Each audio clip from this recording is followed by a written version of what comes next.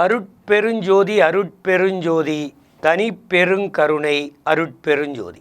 எல்லா உயிர்களும் இன்புற்று வாழ்க, வள்ளல் மலரடி வாழ்க வாழ்க.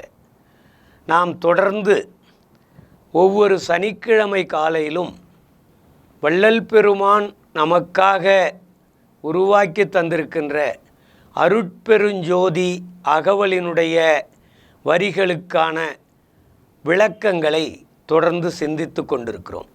அந்த வகையில் இன்றைக்கு அகவல் விளக்கம் 180, அகவல் வரிகள் 461 மற்றும் 462 என்ற 2 வரிகள் தொடங்கி 491 மற்றும் 492 வரையிலான கிட்டத்தட்ட 32 வரிகள் 16 அகவல்களுக்கான விளக்கங்களை 10 நிமிடங்களில் சுருக்கமாக சிந்திக்க இருக்கிறோம்.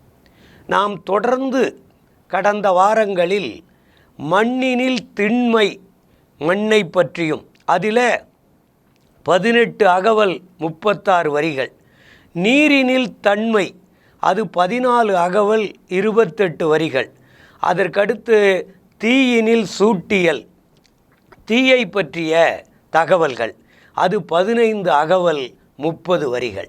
இன்றைக்கு காற்றை பற்றி, அதனுடைய அசைவு, அதனுடைய இயல்பை பற்றி 16 அகவல்கள் 32 வரிகள் தொடர்பாக நாம் சிந்திக்க இருக்கிறோம். இந்த வரிசையில் காற்றிடை அசையியல், கலையியல், உயிரியல், ஆற்றலின் அமைத்த அருட்பெருஞ்சோதி என்பது 461 மற்றும் 462. 491 92வது வரி காற்றியல் பல பல கணித்து அதில் பிறவும் ஆற்றவும் வகுத்த அருட்பெருஞ்சோதி என்ற அகவலுக்கான விளக்கத்தை பார்க்குறோம். அப்போ இந்த காற்றினுடைய இயல்பு, மண்ணின் இயல்பு என்ன பார்த்தோம்? திண்மை, அது உறுதித்தன்மை. அதே மாதிரி நீரினின் தன்மை என்னன்னா அது தன்மை, 3 சுழியின் போட்ட தன்மை, அது குளிர்ச்சியை தரக்கூடியது. தீயினுடைய இயல்பு சூடு, சூட்டியல், உஷ்ணம். இப்படி மண்ணிற்கு திண்மையும், நீருக்கு தன்மையும், தீக்கு சூட்டியலும் இயல்பாக இருப்பது போல் இந்த காற்றுக்கு இயல்பான தன்மை அசைவு. இந்த அசைவுதான் காற்று தன்மை. அதுவும் அசையும். காற்று பட்டால் அசையாததும் அசையும். மரம் செடி கொடி எல்லாம் அசைகின்றதற்கும் காரணம் காற்றுதான். காற்றின் தன்மையே அசைவு இயல்தான். காற்றிடை அசை இயல், கலை இயல், உயிரியல், ஆற்றலின் அமைத்த அருட்பெருஞ்சோதி. இப்போ இந்த காற்று மட்டும் இல்லைன்னா, நமக்கு இந்த மூச்சு காற்றும் காற்று தான். இந்த காற்று மட்டும் இல்லை என்றால் உயிரியல் கிடையாது, கலையியல் கிடையாது. அசைவு மட்டும் இல்லை என்றால் இந்த கலை இயலும். கலை என்பது நாம் அறிந்து கொள்ளக்கூடிய அத்தனை அம்சங்களையும் உள்ளடக்கியது எதுவோ அதுதான் கலை. அது எதுவாக இருந்தாலும் நாம் படிக்கின்ற அத்தனை படிப்புகளும் கலைதான். அதே மாதிரி எல்லா கலைகளுடைய அம்சமும் நம்முடைய உடம்பில் இருக்கிறது. சூரிய கலை, சந்திரக்கலை, இப்படி அக்னி கலை, இப்படி எல்லா கலையும் இருக்கிறது. அதே போன்று காற்றின் இயல்பும் நம்முடைய உடலிலே இருக்கிறது. இதுதான் காற்றிடை அசையியல், கலையியல், உயிரியல். இதுவே மூச்சு காற்றாகவும் இருக்கிறது. ஒவ்வொரு உயிரையும் வளர்க்கக்கூடியதாக, அந்த உயிரை வளர்க்கும் தன்மையுடையதாக இந்த காற்று இருக்கிறது. இப்போ இந்த உயிரியல், கலையியல், அசையியல் எல்லா இயல்பையும் ஒருங்கே பெற்று ஆற்றலின் அமைத்த அருட்பெருஞ்சோதி. இப்போ இந்த காற்றுக்கு மிகப்பெரிய ஆற்றல். எல்லாம் விண்ணிலே இருந்து, அந்த விண்ணுக்கு ஆன்மாவாக இருக்கிற அக்னியிலே இருந்துதான் இந்த காற்றுக்கும் எல்லா ஆற்றலும் வருகிறது. பஞ்சபூதங்களுக்கும் ஆற்றல் வெளியிலிருந்து வருகிறது. அப்போ நாம் பின்னால் இந்த வெளியை பற்றி பார்க்க போகிறோம். நிலம், நீர், நெருப்பு, காற்று, விண், அதுதான் வெளி. அப்போ மண்ணிலிருந்து விண்ணாகிய வெளி வரைக்கும் உள்ள 5 பூதங்களுக்கும் ஒவ்வொரு பூதத்திற்கும் பல்வேறு தன்மைகள், பல்வேறு வித்தியாசமான அந்த இயல்புகள் எல்லாம் இருக்கிறது. இது நான் சொல்லுவது மிக மிக சாதாரணமாக, மிக மிக சுருக்கமாக உங்களுக்கு சொல்லியிருக்கிறேன். அதனால்தான் இந்த அகவலினுடைய வரிகள் உட்பட உங்களுக்கு எடுத்து காட்டுவதற்கு காரணம், நீங்கள் வள்ளலார் எழுதிய அருட்பெருஞ்சோதி அகவல் என்ற 1596 வரிகளை கொண்ட அந்த புத்தகத்தை வாங்கி திரும்பவும் நீங்கள் ஒரு முறை படித்து பார்த்தால் அதற்கு மிகப்பெரிய விளக்கங்கள் உங்களுக்கே கிடைக்கும்.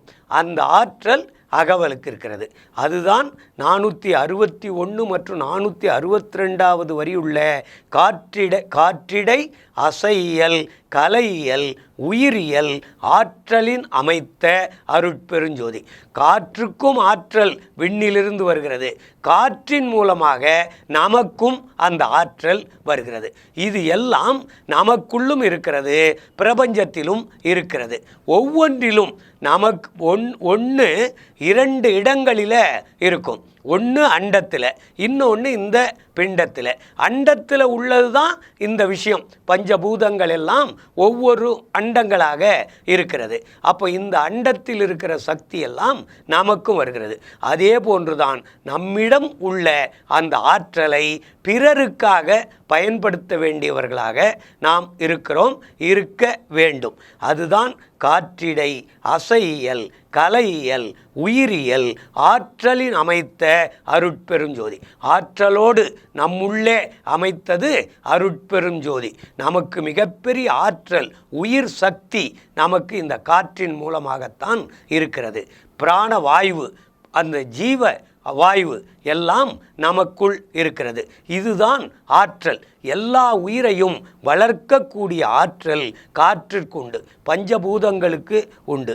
அதே போன்று இடையிலே பல்வேறு அகவல் வரிகள் இருந்தாலும் நிறைவாக உள்ள காற்றியல் பல கணித்து அதில் பிறவும் ஆற்றவும் வகுத்த அருட்பெருஞ்சோதி என்று நிறைவான வரிகளில் காற்றை பற்றி சொல்லும்போது காற்றியல் பல இந்த காற்றிற்கான அந்த இயல்புகளை பலவாக விரித்து கணித்து, இதுதான் இந்த காற்றின் இயல்பு என்று கணித்து அதில் பிறவும், கணித்ததற்கு பிறகும் அதற்குள் மிகப்பெரிய ஆற்றல் ஒளிந்திருக்கிறது. நம்மால் காண முடியாத ஆற்றலும் இந்த காற்றுக்கு இருக்கிறது.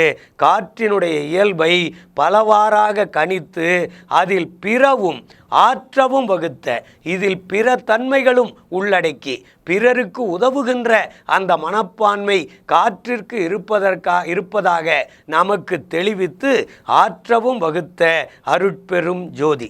அப்போ காற்றின் இயல்பு அசைவு, விண்ணிலிருந்து ஆற்றலை பெற்று அந்த உயிரியல் தன்மையும் கலையியல் தன்மையும், இப்படி பல்வேறு தன்மைகள். காற்றின் மூலமாக நாம் மின்சாரத்தை தயார் பண்ணுறோம். மின் விசிறி, காற்றாலை மின்சாரம் என்பது இன்றைக்கு மிகப்பெரிய ஆற்றலோடு இந்த பூமிக்கு எந்தவித கெடுதலும் இல்லாமல் இந்த வெளியை பாதுகாக்கக்கூடிய வகையில் இந்த மின் விசிறியின் மூலமாக தயார் பண்ணுகின்ற மின்சாரம் வருகிறது. அப்போ இந்த காற்றில் என்னென்னலாம் இருக்கிறது? விண்ணின் தன்மை இருக்கிறது, மண்ணின் தன்மை இருக்கிறது, காற்றின் தன்மை இருக்கிறது, அக்னியின் தன்மை இருக்கிறது. எல்லாவற்றையும் ஒவ்வொன்றிலும் பஞ்சபூதங்கள் இருக்கும். அப்படிப்பட்ட ஆற்றலை பெற்றதுதான் காற்றினுடைய இயல்பு என்று சொல்லி இந்த அளவில் நாம் ஒரு 10, 15, 16 அகவல் 32 வரிகளுக்கான சுருக்கம் என்னவென்றால், காற்றின் இயல்பு பலவாறாக இருக்கிறது. அது பலவாறாக பிறருக்கு பயன் தருகிறது. அதன் மூலம் நாமும் காற்றை போல் அனைவருக்கும் பயன் தரக்கூடியவர்களாக இருக்க வேண்டும் என்பதுதான் நாம் பார்க்கின்ற ஒவ்வொரு பொருளும், ஒவ்வொரு ஜீவனும், ஒவ்வொரு பூதங்களும் நமக்கு இந்த பயன்பாட்டை தெரிவிக்கின்றன. அந்த வகையிலே தான் காற்றில் பல கணித்து அதில் பிறத்தன்மையும் இருக்கிறது என்பதை உணர்ந்து காற்றைப் போல் நாமும் இந்த காற்றைப் போல் நமது உடலை மாற்றிக்கொள்ளுவது கூட இந்த மரணமிலா பெருவாழ்விற்கு மிக முக்கியமாக கருதப்படுகிறது. வள்ளல் பெருமான் சொல்லுவார். அப்போ இந்த பஞ்சபூதங்களுடைய சக்தியை நாம் பெற்று இறைமயமாக மாறுவதற்கு எல்லா வகையிலும் ஒத்துழைப்பாக இருப்பது பஞ்சபூதங்கள். இந்த பஞ்சபூதங்களை நம்மிலிருந்து பிரிப்பதற்கும் நமக்கு தெரிய வேண்டும், சேர்ப்பதற்கும் தெரிய வேண்டும். இதையெல்லாம் தான் நாம் ஒவ்வொரு பஞ்சபூதங்களின் வாயிலாக தெரிந்து கொள்ள வேண்டியவர்களாக இருக்கிறோம். இதன் மூலம் முக்கியமான கருத்து, அது விண்ணாக இருந்தாலும் மண்ணாக இருந்தாலும் காற்றாக இருந்தாலும் நெருப்பாக இருந்தாலும் இது எப்படி பிறருக்கு பயன்படுகிறதோ அப்படி நாமும் பிறருக்கு எந்தவித சாதி மதம் இனம் மொழி இந்த வித்தியாசம் இல்லாமல் அனைவருக்குமான பொதுவான தன்மையோடு நாமும் திகழ வேண்டும் என்பதை குறிப்பதுதான் இந்த காற்றின் இயல்பிலிருந்து நாம் பெற வேண்டிய உண்மை என்று சொல்லி நிறைவு செய்கிறேன். நன்றி, வணக்கம்.